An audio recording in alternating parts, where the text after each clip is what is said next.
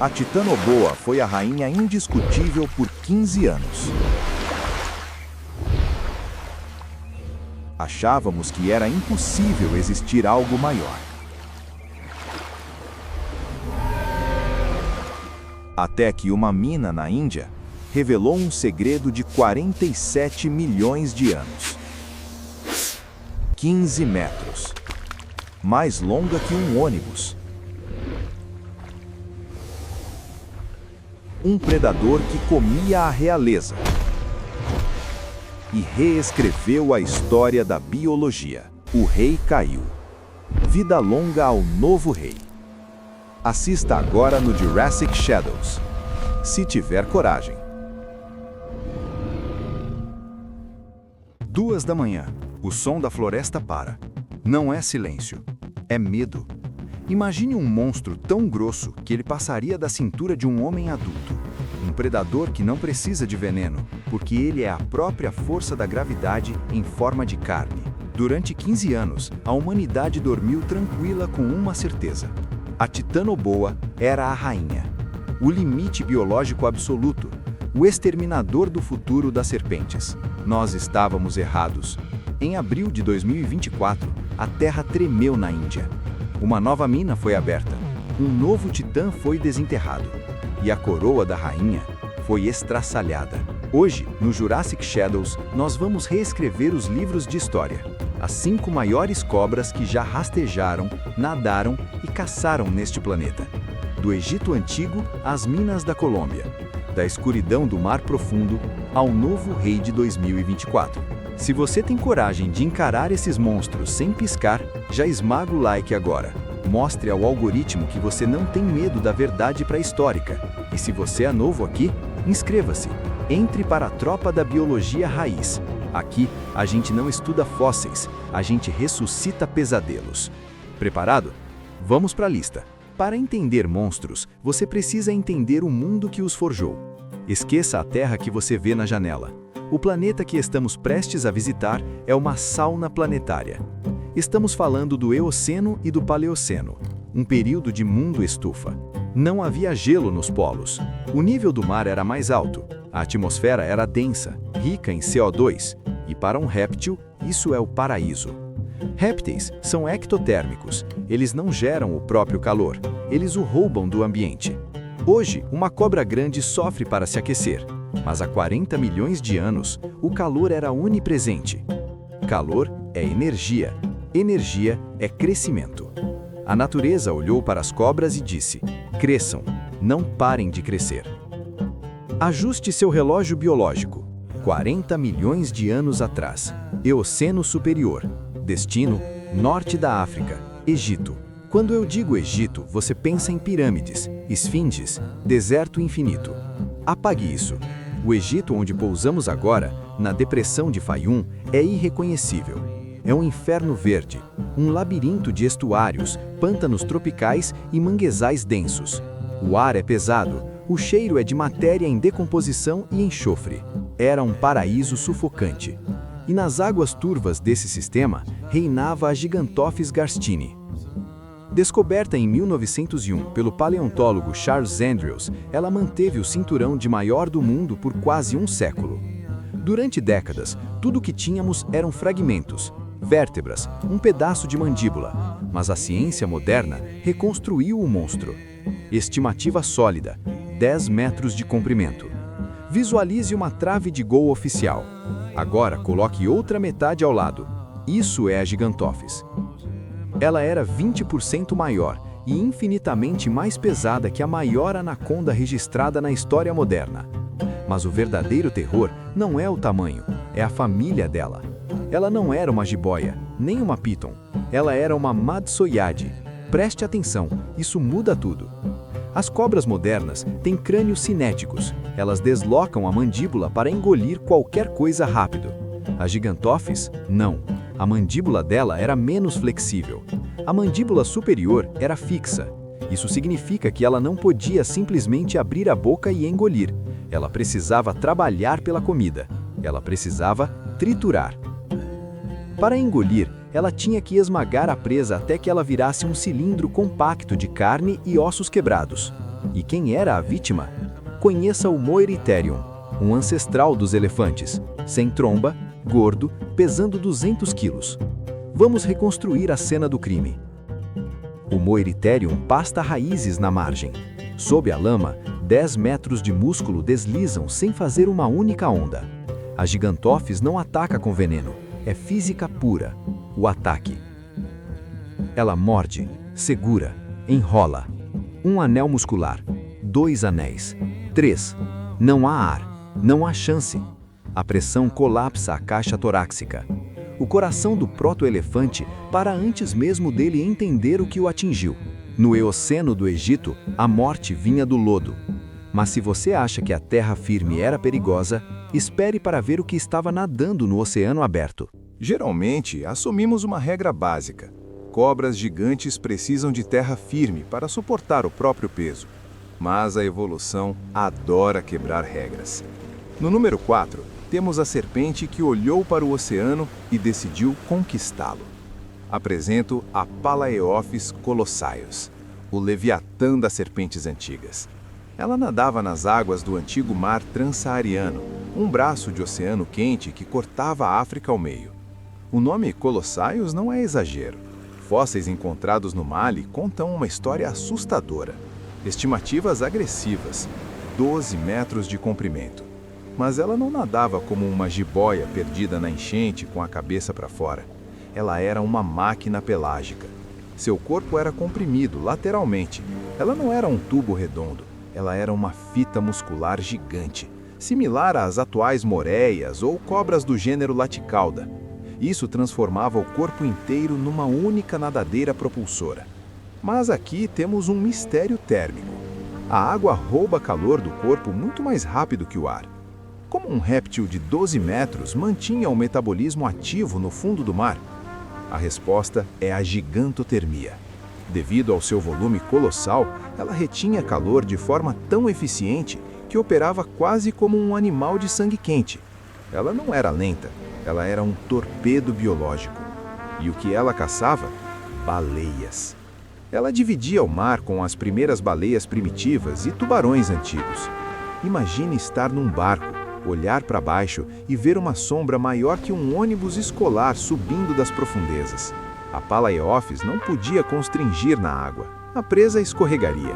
Sua tática era brutalidade e laceração. Ataques rápidos, mordida e tração. Usando o corpo longo para manobrar onde tubarões não conseguiam virar. Se você tem talassofobia, agradeça a extinção.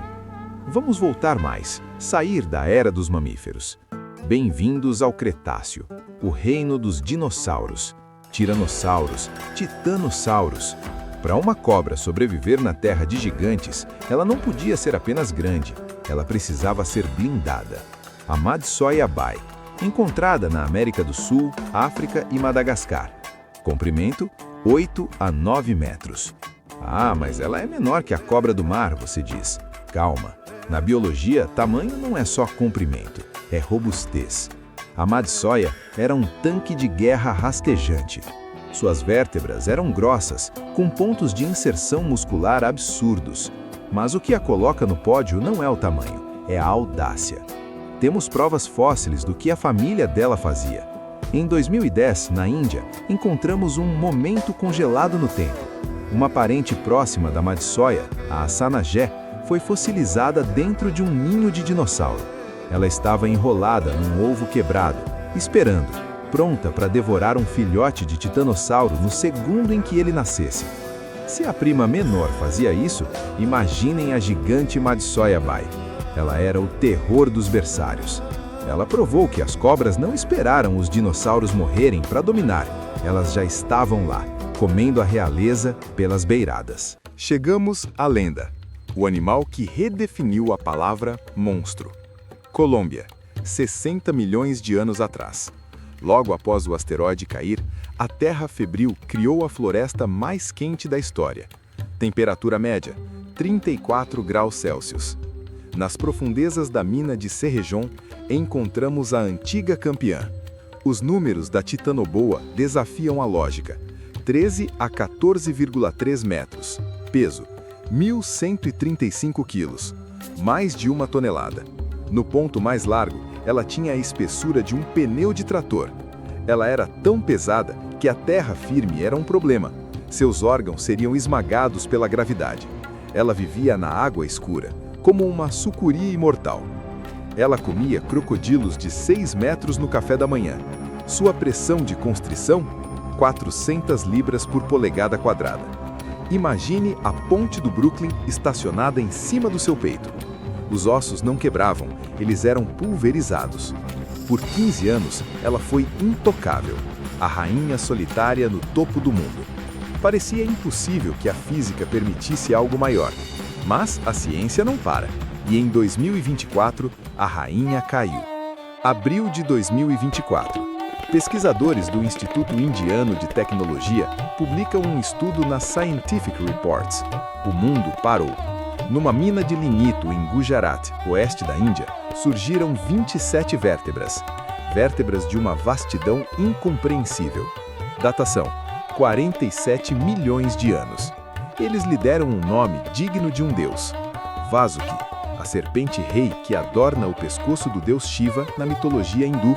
A Vasuki não era uma jiboia bombada como a Titanoboa.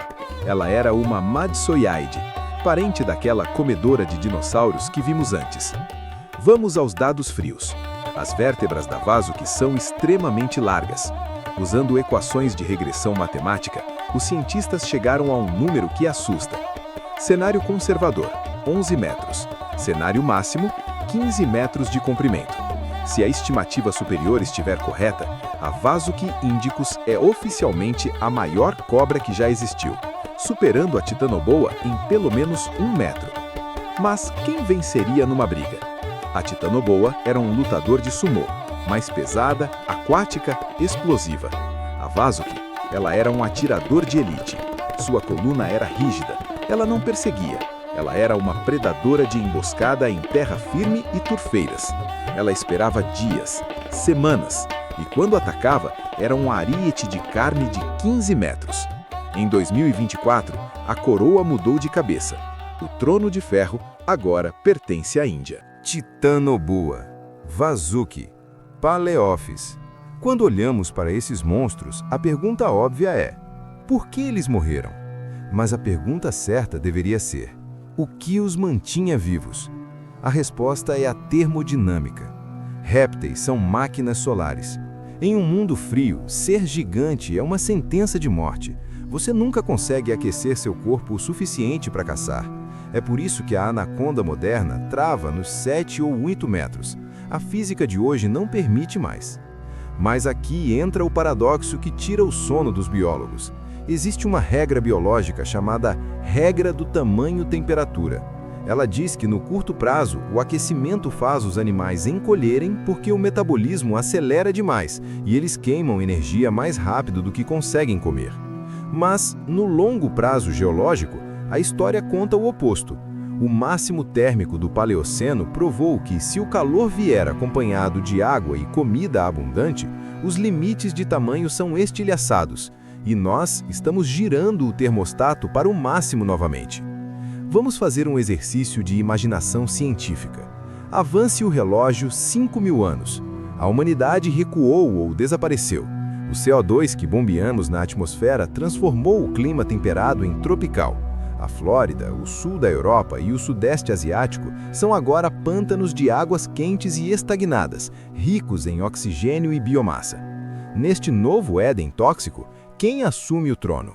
Não serão os mamíferos. Nós sofremos no calor extremo. Mas para uma Python bivitatus ou uma Eunectes murinus, a anaconda que sobreviveu ao antropoceno, isso é o renascimento.